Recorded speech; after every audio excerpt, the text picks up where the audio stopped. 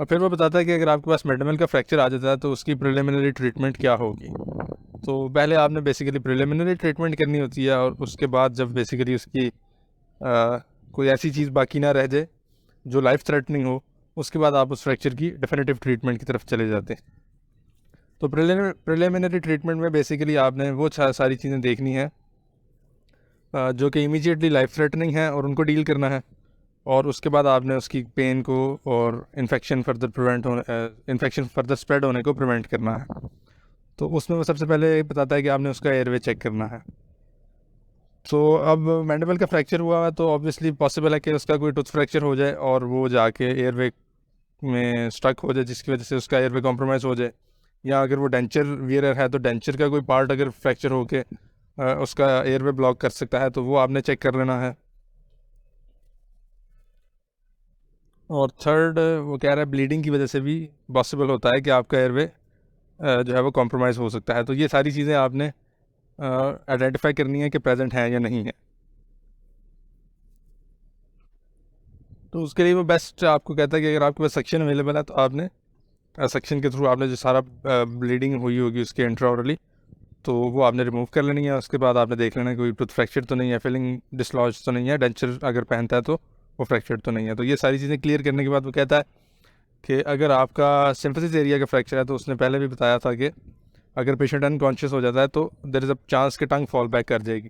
तो टंग fall back करने से भी आपका एयरवे कॉम्प्रोमाइज़ हो सकता है।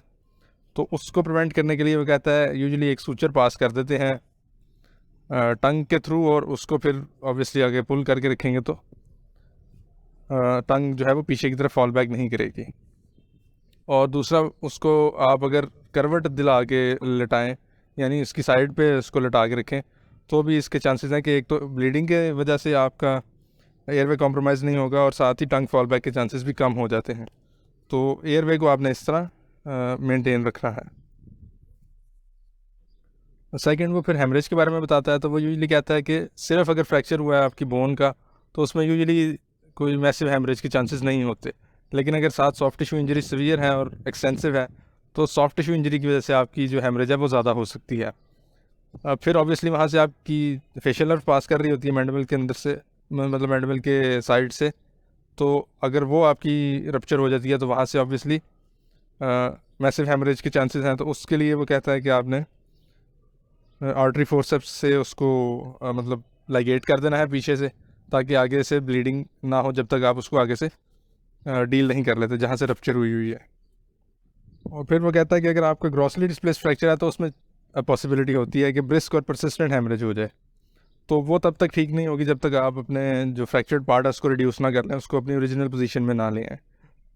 और उसके साथ वो कहता है कि उसको ओरिजिनल पोजीशन में लाने के बाद आप उसको टेम्परेरली जो है वो इमोबिलाइज कर दें, या तो एक सूचर पास कर दें या वायर के थ्रू जो उसके एडजेसेंट टीथ हैं उनको, मतलब फ्रैक्चर के एक साइड वाले दांतों को दूसरी साइड से आप इमोबिलाइज कर दें बांध के सूचर या वायर के साथ। तो वो टेम्परेरली जो है आपकी इमोबिलाइजेशन के वजह से जो हेमरेज हो रही होगी वो कंट्रोल हो जाएगी। और फिर नेक्स्ट वो सॉफ्ट टिश्यू लेसरेशंस के बारे में बताता है। तो वो कहता है कि अब ऑब्वियसली अगर आपके फॉर एग्जांपल गम्स भी साथ लेसरेट हो गए हैं और आपको बोन जो है वो नज़र आ रही है, इस तरह का ट्रॉमा हुआ है, तो वो कहता है इट इज़ एडवांटेजेस कि आपको सॉफ्ट टिश्यू इंजरी के थ्रू डायरेक्ट बोन नज़र आ रही होती है, तो आप उसको ज़्यादा अच्छा रिड्यूस कर सकते हैं। तो वो कह रहा है अगर तो पेशेंट की कंडीशन अलाउ करती है तो जब आपने बोन रिड्यूस की है तो उसके साथ ही आप सॉफ्ट टिश्यूज़ की भी ट्रीटमेंट कर दें, यानी उनकी भी जो भी सूचरिंग करनी है वो साथ ही कर दें। और वो कहता है कि अगर किसी वजह से यानी पेशेंट की कंडीशन ऐसी नहीं है कि उस वक्त साथ ही मतलब आप सॉफ्ट टिश्यूज़ को भी सूचर कर सकते हैं, तो at least 24 hours, with in 24 hours of injury आपने ज़रूर उसको सॉफ्ट टिश्यूज़ को भी जो है वो क्लोज़ कर देना है।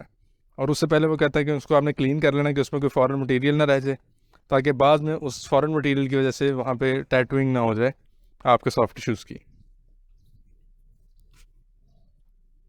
फिर वो सपोर्ट ऑफ बोनी फ्रैगमेंट्स में सिर्फ इंपॉर्टेंट बात ये बताता है कि अगर आप टेम्परेरी स्प्लिंटिंग की तरफ जा रहे हैं, यानी टेम्परेरीली मोबिलाइज करने लगे हैं फ्रैक्चर को, तो उसका फ़ायदा नहीं है। वो कहता है कि पेशेंट को उससे डिस्कम्फर्ट ज़्यादा होता है, क्योंकि वो कहता है अगर आपको लग रहा है कि इसको इमोबिलाइजेशन की लॉन्ग टर्म ज़रूरत है तो फिर आप डेफिनेटिवली उसको मतलब किसी डेफिनेटिव तरीके से, यानी आइलेट वायरिंग्स और आर्च बार्स जो आगे जाके पढ़ेंगे, उनसे आप उसको इमोबलाइज़ करें, ना कि उसको टेम्परेरीली इमोबलाइज़ करें किसी ऐसी चीज़ से जो कि कुछ घंटों बाद या एक दिन बाद आपको रिमूव करनी पड़ जाए।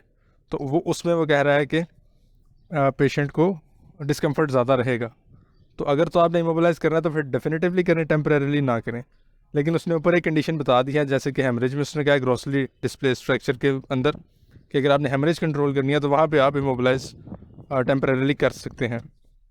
लेकिन उसके अलावा वो कह रहा है कि अगर आपने इमोबलाइज़ करना ही है तो फिर डेफिनेटिवली करें, टेम्परेरीली ना करें। और फिर कंट्रोल ऑफ पेन की तरफ आ जाता है, तो वो कहता है यूजुअली अगर आपके मैंडिबल की इंजरी के साथ जो इंफीरियर एल्वियोलर नर्व है बेसिकली, जिसने सारी सेंसेशंस लेके जानी है मैंडिबल की, अगर तो वो भी डैमेज हो गई है तो फिर तो पेशेंट को पेन फील नहीं होगी। लेकिन वो कहता है कि अगर वो डैमेज नहीं होती तो ऑब्वियसली पेशेंट को काफ़ी पेन होगी। तो ऐसे केसेस के अंदर जिसमें आपकी मोबिलिटी की वजह से उसको पेन हो रही है, तो आप पहले इस फ्रैक्चर को रिड्यूस कर लें ताकि जो पेन है वो कंट्रोल में आ जाए।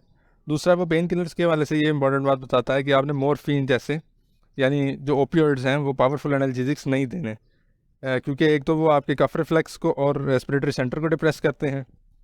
अब ऑब्वियसली फॉर एग्जांपल थोड़ी सी ब्लीडिंग हो रही है और वो उसके खलक में जा रही है, तो वो कफ रिफ्लेक्स बेसिकली आपका उसको प्रिवेंट करेगा, बाहर निकाल देगा।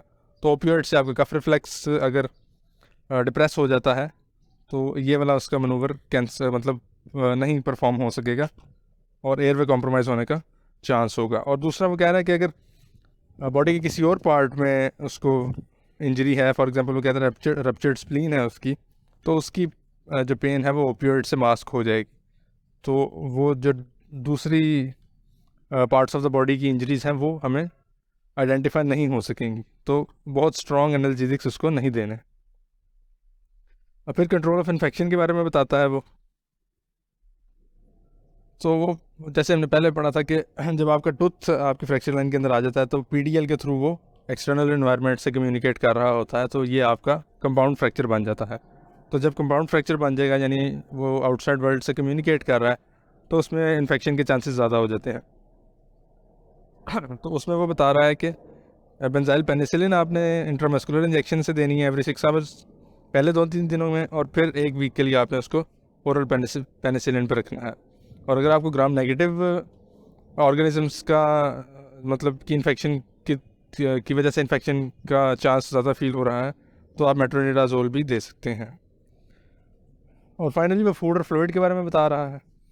तो वो कह रहा है अगर तो किसी वजह से उसका जीए के अंदर, यानी जनरल एनेस्थीसिया के अंदर कोई ऑपरेशन होना है, तो फिर तो उसको फूड और जो फ्लूइड है वो इनटेक उसकी मिनिमल रखनी है, यानी नहीं देनी, क्योंकि ऑब्वियसली वो उसका एनेस्थीसिया में ऑपरेशन होना, एस्पिरेशन के चांसेस हो जाते हैं फिर। तो अगर तो उसका जीए के अंदर ऑपरेशन नहीं होना, तो फिर आप वो कह रहा है कि फ्लूइड्स उसको दे सकते हैं, मिल्क सूप है और उसको किसी ट्यूब के थ्रू आप दे सकते हैं। और उसका फ्लूइड बैलेंस चार्ट आप स्टार्ट कर लेंगे, उसकी जो रेगुलर इनटेक है वो इतनी होनी चाहिए कि बॉडी रिक्वायरमेंट्स मीट करें। तो ये सारी आपकी प्रिलिमिनरी ट्रीटमेंट हो जाएगी। इसके बाद वो आपकी डेफिनेटिव ट्रीटमेंट की तरफ आएगा और वो मतलब मुख्तलिफ फ्रैक्चर्स के बारे में बताएगा कि इडेंचुलस मैंडिबल है या टूथ बेयरिंग मैंडिबल है या बच्चों में मैंडिबल का फ्रैक्चर है, तो उसको किस तरह से डील करना है।